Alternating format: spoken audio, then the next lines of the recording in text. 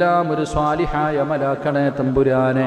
എന്തെങ്കിലും തെറ്റുകളോ ന്യൂനതകളോ വന്നു പോയിട്ടുണ്ടെങ്കിൽ നിന്റെ കരുണ കൊണ്ട് നിന്റെ ഉദാര്യം കൊണ്ട് നീ പുറത്തു മാപ്പാക്കണേ തമ്പുരാനെ. അള്ളാഹുവേ പടച്ചവനെ, ഞങ്ങൾക്ക് നീ അർഹമായ പ്രതിഫലം നൽകണേ തമ്പുരാനെ. അള്ളാഹുവേ പടച്ചവനെ, ഞങ്ങളുടെ ജീവിതത്തിൽ വന്നുപോയ സർവ്വ പിഴവുകളും നീ പുറത്തു തരണേ അല്ലാ.